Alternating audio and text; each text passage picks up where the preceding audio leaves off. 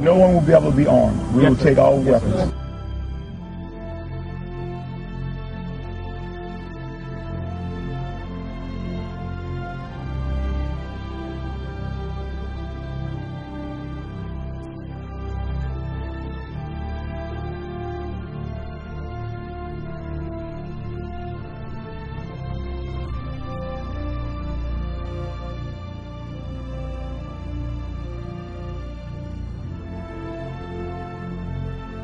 Every service member has an obligation, not just that they can refuse an illegal order or an unlawful order. They have an obligation to.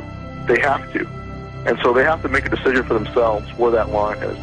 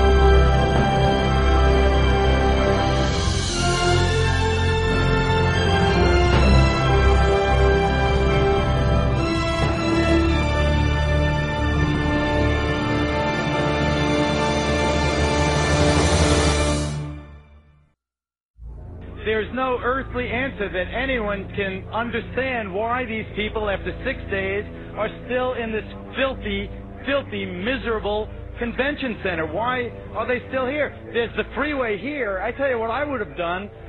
What I would still do, I would say, let them walk out of here. Let them walk away from the filth. Let them walk away from the devastation. Let them walk away from the dead bodies in here. They won't let them walk out of there because I'm standing right above that convention center. And what they've done is they've locked them in there. The government said, you go here and you'll get help. Or you go in that Superdome and you'll get help. And they didn't get help. They got locked in there and they watched people being killed around them. And they watched people starving. And they watched elderly people not get any medicine. And now they know it's happening because we've been telling them repeatedly over and over every day. And you know what they're doing now? And I'm not blaming anyone. I'm telling you what's happening. They have set up a checkpoint at the bottom of this bridge. This is the bridge that takes you from New Orleans over into Gretna, from Orleans Parish into Jefferson's Parish.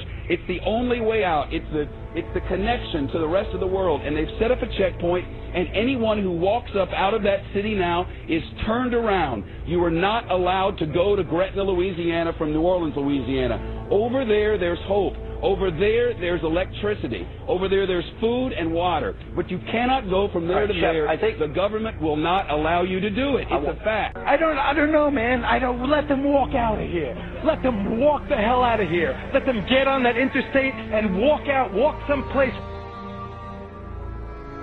We had Walmart deliver 3 trucks of water, trailer trucks of water. FEMA turned them back. They said we didn't need them. This was a week ago. We had 1,000 gallons of diesel fuel on a Coast Guard vessel docked in my parish. The Coast Guard said, come get the fuel right away. When we got there with our trucks, they got a word. FEMA says, don't give you the fuel. Yesterday, FEMA comes in and cuts all of our emergency communication lines. They cut them without notice. Our sheriff, Harry Lee, goes back in. He reconnects the line. He posts armed guards on our line and says no one's getting near these lines. That's why we issued our declaration of 10 orders that we will not obey. And what those are designed to do is to get the troops thinking ahead of time about where the line in the sand is in advance. And that's what we're hearing in feedback from people in National Guard units is that in Katrina, that's kind of what happened, is the police and the military there, the National Guardsmen, were caught off guard and really hadn't thought about it in advance. Walking up and down these streets, you don't want to think about the stuff that you're going to have to do if somebody pops around the corner. I mean, shoot an American. Yeah.